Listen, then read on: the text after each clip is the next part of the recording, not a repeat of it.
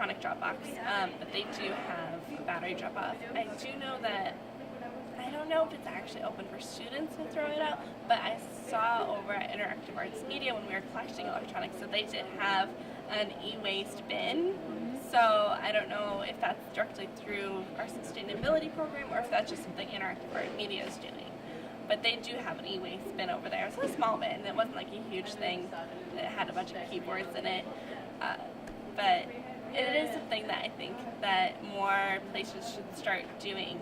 The problem with that I'm guessing why people aren't doing it as much, why public spaces aren't having electronic drop boxes, A, people are going to go scavenge through it and collect it, and a lot of data sensitivity issues. So if you don't clear off and erase all of your data properly off of your computers or hard drives, that could become a problem, or your phone, anything like that. So people don't want that to become an issue, kind of a robbery of identity or materials or anything like that. Also, it costs money sometimes.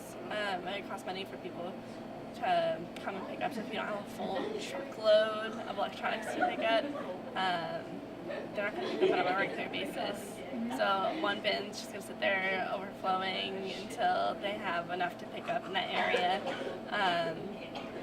And they do charge you to come pick it up. They come from, for instance, Romeoville comes from, or not Romeoville, Vintage Tech comes from Romeoville here in Illinois, which is probably about a 45-minute drive.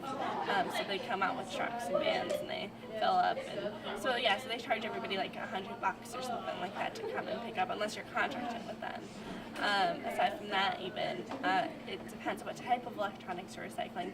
So for instance, CRT monitors, which are the older computers and televisions, the big bubble ones.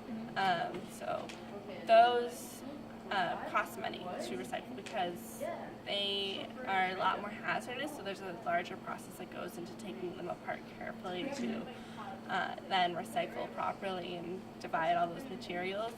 So because of that, there's a lot more energy that goes into it and a lot more work for them. So they charge you like $25 per monitor. So if people are just dropping off these large monitors into these recycle centers, or recycle spots, if we were to have a box somewhere in the public, it would become a problem.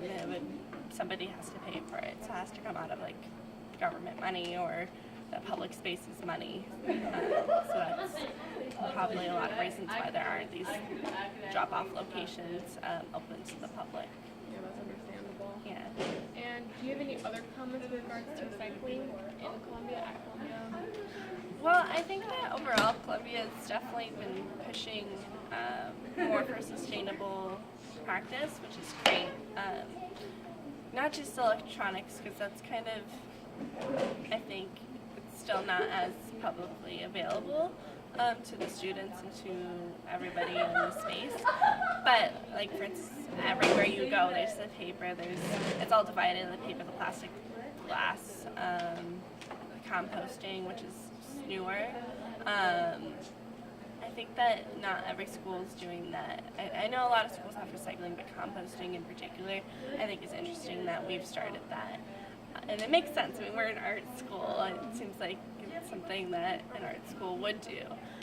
But I mean, in general, I think we're doing great. I think that we just have to keep on moving forward and think of different ways to make it more available to do these types of events, not just within exhibitions where we have a large electronic drop.